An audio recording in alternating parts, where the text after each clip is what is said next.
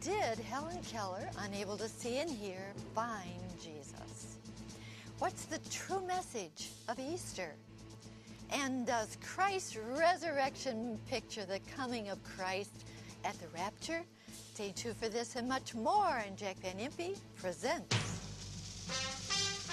From the world headquarters of Jack Van Impe Ministries, this is Jack Van Impe Presents. International news and in-depth analysis from the award-winning team of Dr. Jack and Rexella Van Impe. Join millions around the globe for 30 minutes of powerful insights.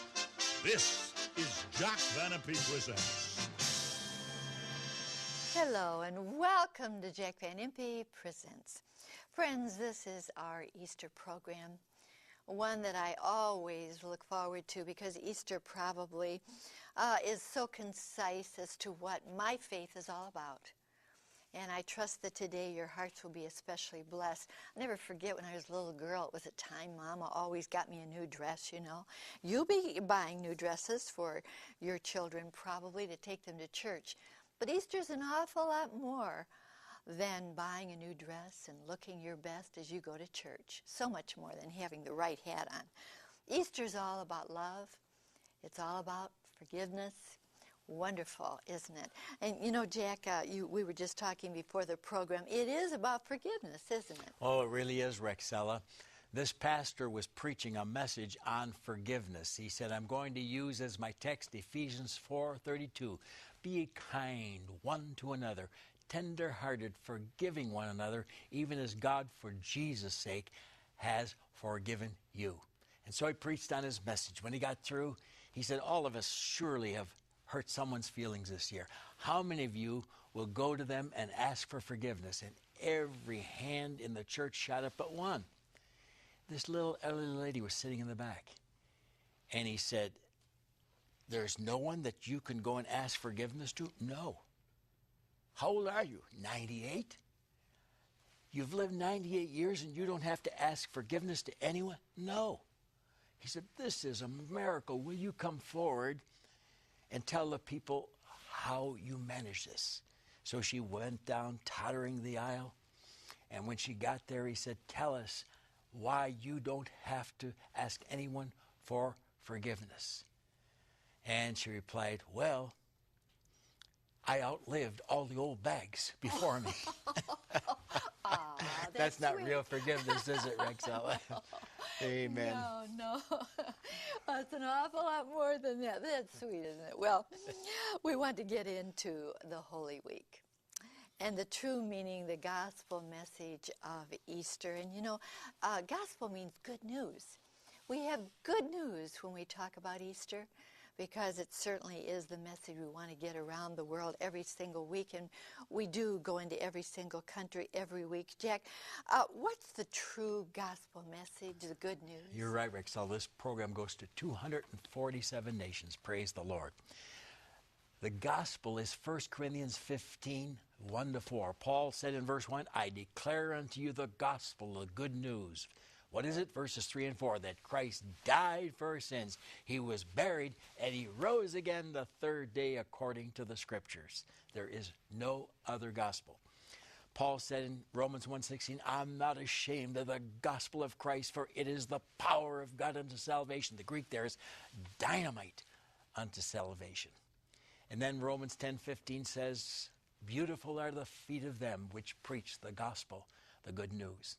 Paul could say in 1 Corinthians 1:18, Christ sent me not to baptize, but to preach the good news of salvation. So baptism's not part of the good news. A lot of people think they're saved because they've been baptized. Not so. Paul again said in Philippians 1:17, I'm set for the defense of the gospel. Now Satan hates the gospel message that Christ died, was buried, and rose again. So people go into liberalism and change the message. But that's dangerous business. Satan hates it, yes. 2 Corinthians 4:4, the God of this world, Satan, hath blinded the minds of them which believe not, lest they should accept the glorious light of the gospel. Now, churches, and we've got a few in this area, who do not believe in the Trinity, do not believe Christ is God, will not mention Christ during Holy Week. There's a church here, and I've challenged anyone to go there in Easter and see if they'll hear the name of Jesus mentioned. What a shame. Now, what happens to these people who won't preach the gospel? Galatians 1, verses 8 and 9. Though we or an angel from heaven preach any other gospel unto you than that which we have preached unto you, the death, burial, and resurrection of Christ, let him be accursed. As I said before, so say I now again, if any man preach any other gospel outside of that message, death, burial, and resurrection, let him be anathema, accursed forever and forever. And I'll tell you, we better stick to the true gospel, and you're going to hear much about it today. Oh, you know, Jack, that is so wonderful. I'm so grateful to God. I'm not sure why he allowed me to be one of the ones to hear the gospel, but I am so grateful. Aren't you grateful to have the forgiveness of the Lord and to know that Christ is in your heart? Well, I have some sad news. More Christians have been killed in the 20th century than the first 1900 years combined. That boggles my mind. And simply because they believed the good news that Jack just talked about. They believed in the gospel. They received Christ. Now we want to take a look around the world and see what's happening. Take a look right now. World Magazine, survivors, kidnapped, threatened, killed, displaced. Iraqi Christians fight for their future. Again, here's a report. Christians crucified by terrorists in Iraq. That broke my heart. Again, Jordan arrests 8 evangelists. Now, these were 8 people who were arrested simply because they were passing out papers about their faith. Gaza's Christians fear the future. And convert or die, Christians are told. Now, that is in Pakistan, northern Pakistan. Either you convert or you die. Bangladesh, Christian villagers again beaten and threatened. And this surprised me. Bibles banned from 2008 Olympic Village. Can you imagine if you're going to be there as one of the athletes at the Olympics in China, you'll not be able to take a Bible? That really surprised me. Jack, I'm so sorry that Christians are being persecuted around the world. And it's all these religions. I can name them all. They're all turning against Christ and Christianity. But I'm going to tell you something. Jesus has always been hated. The message of the death and burial and resurrection has always been despised. But it's the gospel. We must preach it. Woe is me, Paul said, if I preach not the gospel. Now, the world hated Jesus. They said, he casts out devils through the prince of the devils, Matthew 9:34. Oh, they wanted to throw some dirt at him. And they said in John 8:41, hey, your mother bore an illegitimate child. We be not born of fornication, sexual impurity, as you were. Imagine. And you know what? It's going to happen to all of us. Jesus said in John 15, verses 18 to 20, if the world hates you, remember it hated me before it hated you. If you were of the world would love his own. But because you're not of the world, but I've chosen you out of the world, therefore the world hateth you. Remember, the servant is not greater than his Lord. If they've persecuted me, they're also going to persecute you. Well, you know, Jack, we shouldn't be surprised then. We shouldn't be surprised that they're being persecuted around the world, should we? No. Jack found a photo that I was absolutely fascinated with, taken in 1888. Helen Keller. This photo was found, and of course that is her teacher with her, Annie Sullivan. 8 years old. Now take a good look at that little girl. She could not speak or hear. She was blind. Can you imagine? Now how did she learn to speak? Well, her wonderful teacher put her finger on her lip and under her chin. And as she moved under her chin, she taught her how to speak and communicate. I think that's one of the most fascinating stories I've heard in a long time.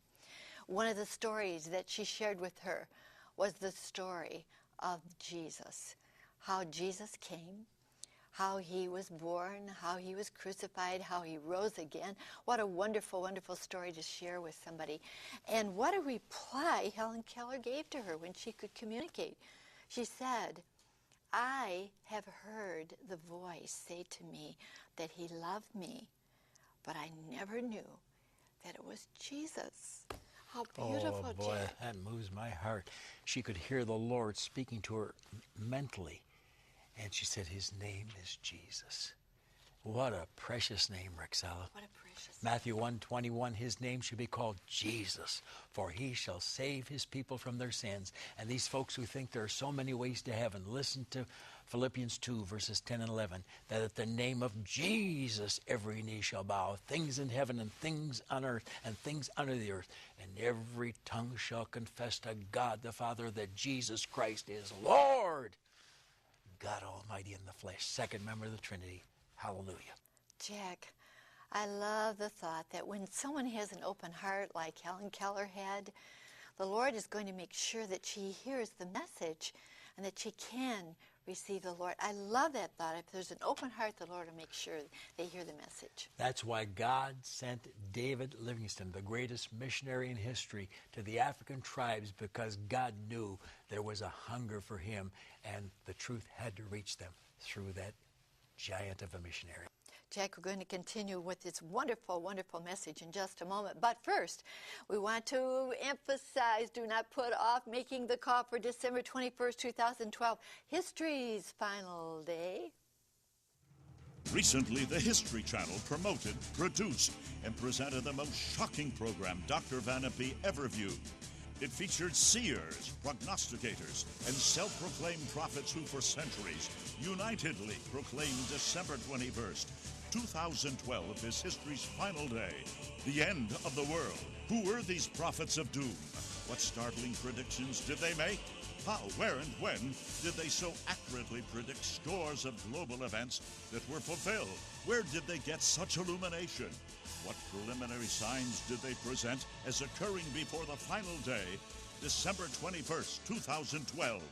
Will the seers be right or wrong concerning the culmination, yes, the climax and grand finale of history on December 21st, 2012? Dr. and Mrs. Van Impe, after extensive research, conclude that instead of doom and gloom, December 21st, 2012 could become the most glorious day in history. Oh, the most glorious day in history. You know, those seers were right about a lot of things, but will they be right about 2012? You know, we package this so nicely, the DVD inside as we get it to you. So make the call or flying out of here, Jack. You did a great job. Oh, Rexella, I tell you, I've never been so stirred about anything in my life. And we do not believe the world's going to end because it's a world without end, Isaiah 45:17, Ephesians 3:21. But I work out a number of things through the scriptures here to show you why I believe that Jesus could come in the next 5 years, because he said, you'll know when it's near, even at the door, Matthew 24:33. Scores are getting saved through this. We've never seen anything like it. Get it for your loved ones. All right, make the 800 number call right away. We'll get it to you as soon as possible.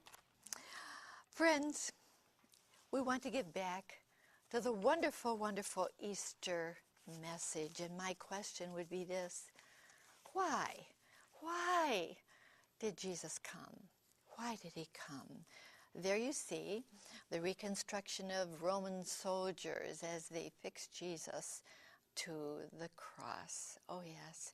And then this next picture, probably one of my favorite pictures. It is hanging in Jack's study here at our headquarters. I love it because he's looking down on the world. He died for the world. He didn't just come to teach us, but he came to die for us, Jack. How wonderful. Oh, we want to keep that picture there as I quote Isaiah 53, beginning with verse 3. He is despised and rejected of men, a man of sorrows and acquainted with grief.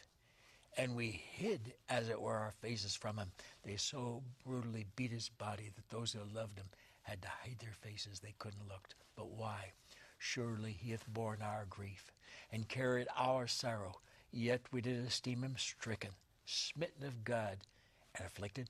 But he was wounded for our transgressions. He was bruised for our iniquities. The chastisement of our peace was upon him, and with his stripes we're healed.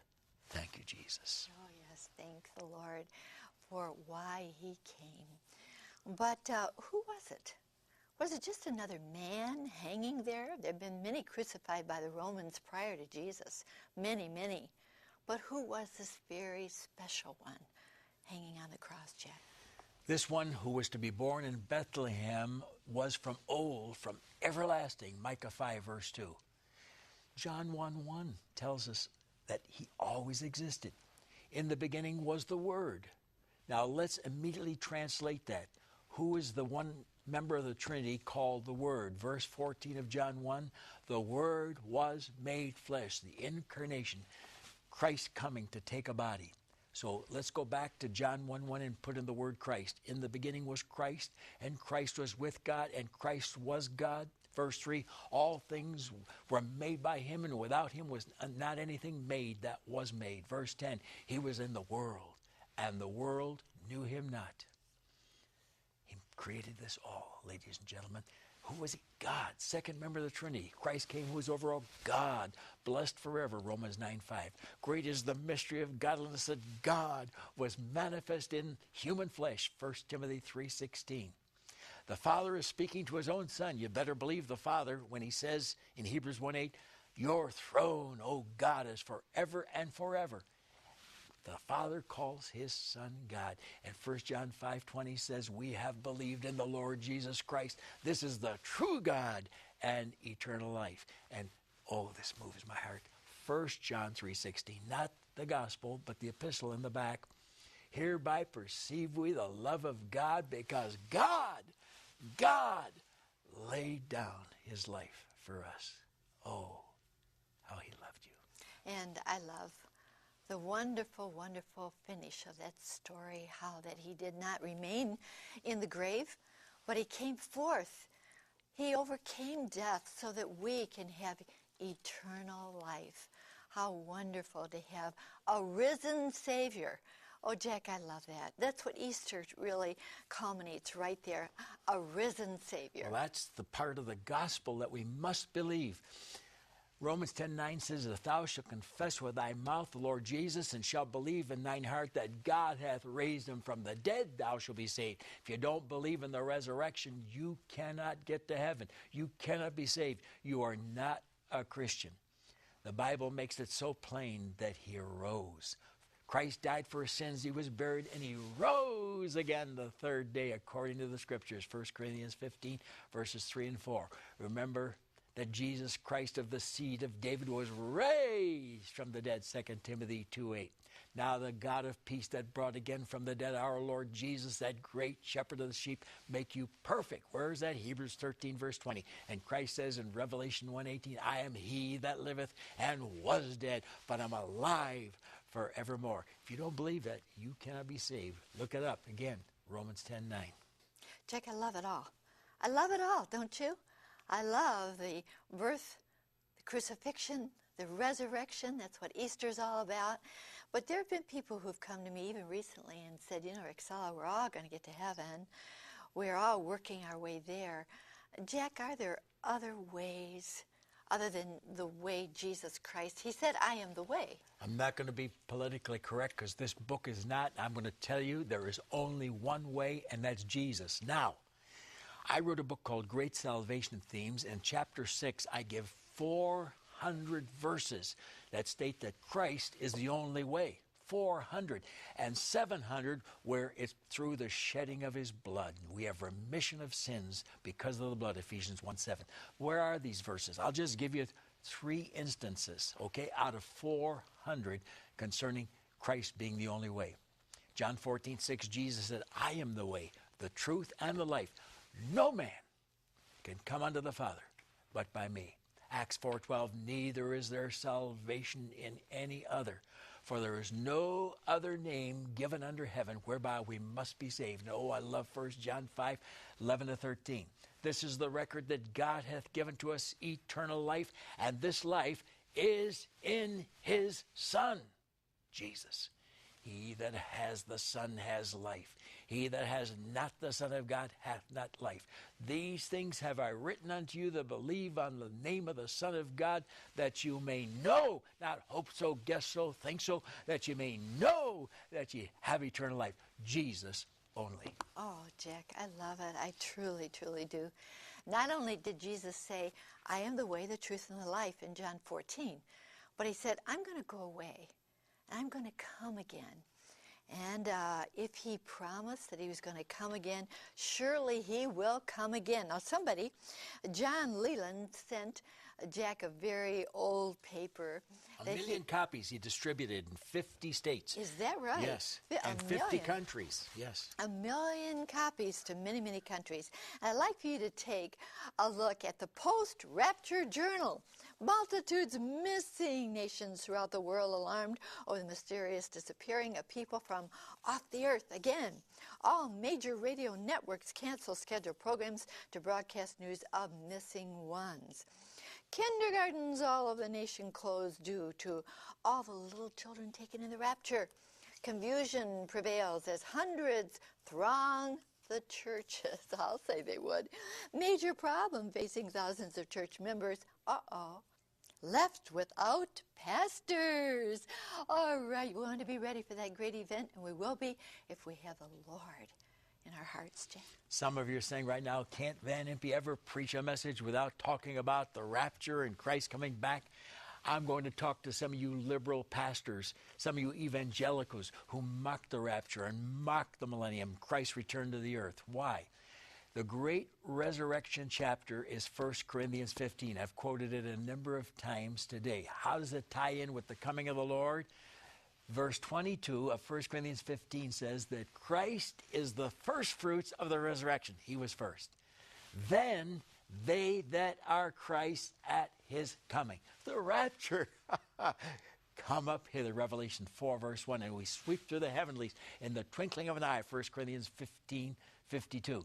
The rapture is described in 1 Thessalonians 4, verses 16, 18. The Lord himself shall descend from heaven with a shout, with the voice of the archangel, with the trumpet of God.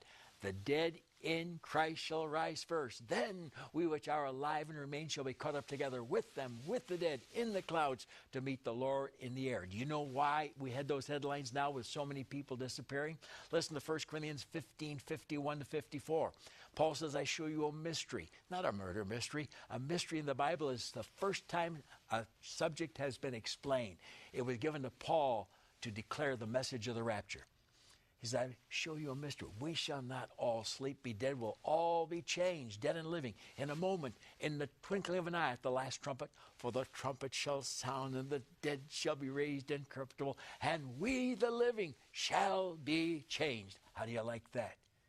Don't mock the Left Behind series. It's the Bible. Millions will soon be missing. And I believe it could all happen before 2012. This is an exciting time to be alive. And as we sweep through the heavenlies, we're changed to be like Jesus.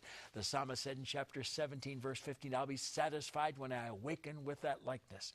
When we see Jesus, we shall be like him and we'll see him as he is. And 7 years later, we return to him. For the Lord cometh with 10,000s of his saints to rule and reign here for 1,000 years. Revelation 20, verse 4 is the King of Kings and Lord of Lords. Revelation 19:16. Praise the Lord. Oh, Jack, how wonderful to have Holy Week, a time that we can truly be grateful to God for his Son, that he died, but that he rose again, victorious over death, so that we can have eternal life.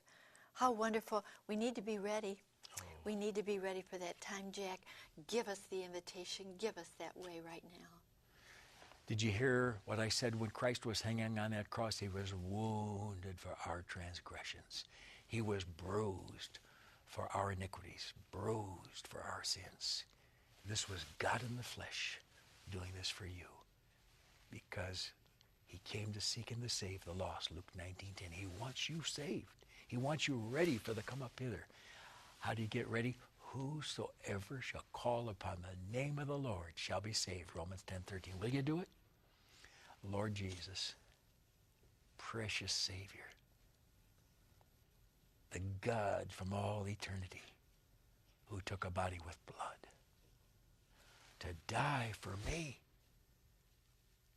Thank you, Jesus. Thank you. Oh, how you suffered for me. That blood flowed when they crucified you for me to save me. Lord Jesus, I love you. I want you as my Savior. Come into my heart today. I pray in your holy name. Amen. Friends, I would love to have been there, wouldn't you, for that first resurrection morning to see the Lord Jesus overcome death. But I'm going to see him one day because I have him in my heart. I prayed that prayer, the one that I trust you just prayed. If you did pray that prayer with Jack and you opened your heart to the Lord, write to me this week, please.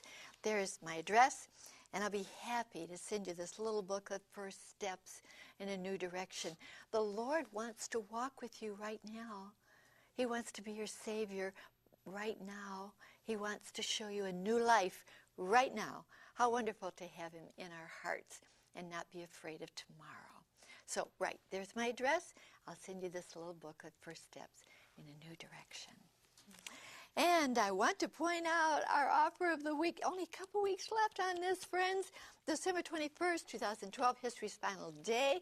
Now, it's packaged so well here inside the DVD.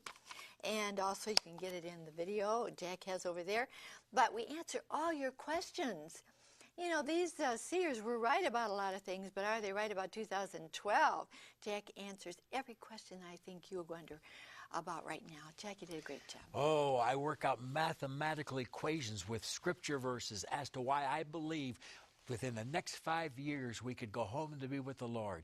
I'm not looking for doom and gloom. I'm not looking for the end of the world. It won't happen. But I'm looking for the coming of Jesus. And when you get this, you'll know why I feel it could happen by 2012. We don't set the day and hour, but Jesus said you'll know when it's near, even at the door, Matthew 24:33. You know when it's near. Isn't it wonderful that it's near with things like they are?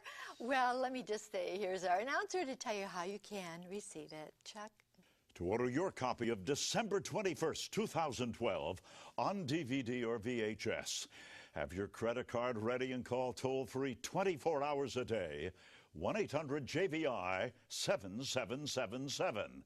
To order by mail in the U.S., send your donation of $24.95 to Jack Van Impe Ministries, Box 7004, Troy, Michigan 48007.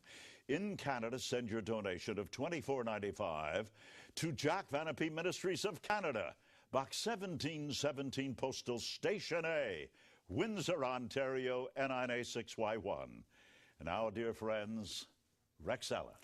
All right, make that call right away. There's the 800 number and the address, so do it right away. Friends, I want to leave you with this wonderful, wonderful thought. How good it is to have a risen Savior, isn't it? I love Holy Week. Jesus died to save us, and he lives to keep us. I look forward to being with him one day because of that, don't you? We look forward to being your home again next week, and until then, remember, God cares for you. So do we. Bye-bye.